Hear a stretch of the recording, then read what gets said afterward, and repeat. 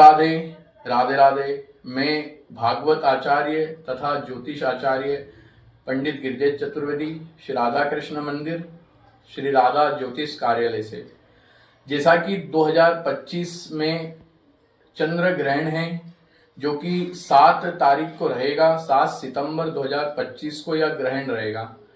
अगर शास्त्रों में देखा जाए तो यह ग्रहण उच्च माध्यम पे सबसे बड़ा माना जाएगा और यह पूर्ण रूप से भारत में दिखाई देगा। और जब भारत में दिखाई देगा तो इसके शुभ लक्षण तथा अशुभ लक्षण दोनों ही भारत में मान्य रहेंगे। सबसे पहले हम जानते हैं यह ग्रहण की शुरुआत कितनी बजे से कितनी बजे तक रहेगी। तो शास्त्र के हिसाब से जो ग्रहण की अवधि रहेगी यह 9:57 पर आरंभ होगा, 7 तारीख को रात्रि में। अब ग्रहण का जो मध्य काल का समय रहेगा ये 11:40 पर रहेगा, रात्रि में ही। और ग्रहण का जो मोक्ष का समय है वो 1:26 पर रहेगा, अर्थात लगभग 9:30 बजे से तो 1:30 बजे तक ग्रहण आप यह चले मान करके इस समय रहेगा। ग्रहण का सूतक काल पहले ही लग जाता है जो कि 7 तारीख को सुबह 12:57 पर लग जाएगा। सूतक काल के पहले हम जल्दी प्रातः उठ करके स्नान करें, भगवान की पूजन करें, नैवेद्य बनाकर भगवान को भोजन लगा दें, नैवेद्य लगा दें। फिर आप भी 12:57 से लगभग यह मान के चले कि 12:30 बजे से पहले ही आपको भी भोजन करना है, क्योंकि शास्त्रों के अनुसार ग्रहण में भोजन नहीं होता है, ना ही कोई शुभ कार्य होता है। ग्रहण में यदि भक्तों को करना चाहिए तो अपनी रक्षा के लिए, परिवार की रक्षा के लिए और भगवान को आनंद मिले उसके लिए 12 मंत्र होता है। ओम नमो भगवते वासुदेवाय नमः, इसका जाप यथाशक्ति भाव से ग्रहण काल में करना चाहिए।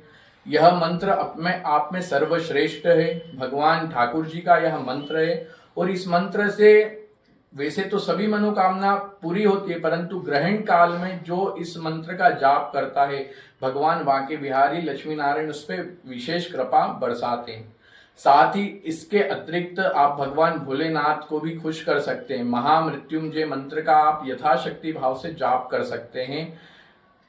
इसके अतिरिक्त यदि आपके इष्ट देव जिन्हें आप सबसे ज्यादा प्रिय मानते हैं, जिन्हें आप सबसे ज्यादा भक्ति रूप सागर में देखते हैं, तो उनका भी आप कोई स्तोत्र कर सकते हैं। यदि किसी कारणवश घर में बुजुर्ग महिला हैं, पुरुष है जिनकी तबीयत खराब रहती है, तो विशेष काल आप उनका विशेष ध्यान रखें। उन्हें आप तुलसी पत्र धारण कराएं, उनके बेड के नीचे कुशा या डाब को रख दें या तुलसी को रख दें। साथ ही आप उनकी तबीयत का ध्यान रखें, हो सके तो उन्हें महामृत्युंजय मंत्र का पाठ सुनाएं यदि वो नहीं कर सकते हैं। अब जो व्यक्ति यदि भूखा रह सकता है, वैसे तो शास्त्र कहता है कि ग्रहण काल में भोजन नहीं करना चाहिए, दूध ग्रहण नहीं करना चाहिए, यह भी बताया कि पानी भी नहीं पीना चाहिए, पर यह तो नामुमकिन है कई लोगों के लिए। तो ऐसी परिस्थिति में आप जो मनुष्य इस नियम का पालन कर सकता वो अवश्य करें। पर यदि घर में कोई बीमार हो, परेशान हो, जो भूख से नहीं कर सकता, ऐसी स्थिति में आप उसको भोजन करा सकते हैं, परंतु भोजन में आप तुलसी पत्र दें। और उसी भोजन जब आपका खाना बनेगा, भोजन बनेगा, तो उसमें डाब आदि रख दें, तब आपका भोजन अशुद्ध नहीं होगा। तब वह भोजन आप बुजुर्गों को, बीमार लोगों को करा सकते हैं।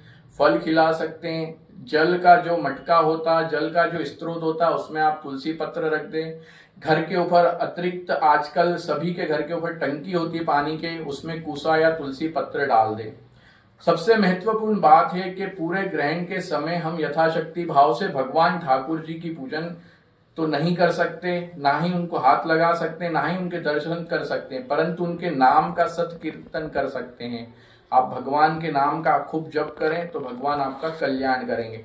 जब ग्रहण खत्म होता है तो आप या ब्रह्म मुहूर्त में उठें, ब्रह्म मुहूर्त में स्नान करें।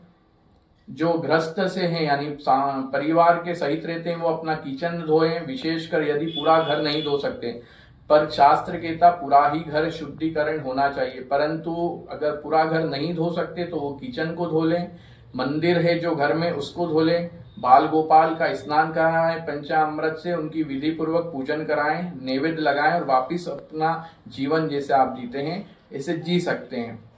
बात करते हैं ग्रहण का असर 12 ही राशियों पे होता है, परंतु जो शुभ फल राशि है इस बार धनु, तुला, कन्या, वृषभ इन राशियों के लिए ग्रहण शुभ रहेगा तथा मकर, सिंह, मिथुन के लिए मिश्रित रहेगा, यानी कि 50% अच्छा और 50% बुरा रहेगा। परंतु कर्क, वृश्चिक और मीन राशि के लिए यह ग्रहण अशुभ नेष्ट में आता, अर्थात इन लोगों को विशेषकर भगवान की आराधना करनी चाहिए। आराधना में पर ना तो हाथ लगाना ना उनके दर्शन करना, केवल नाम जप करना है। जय श्री राधे, राधे राधे। भगवान राधा कृष्ण आप सभी की रक्षा करें और आपका सदैव कल्याण करें।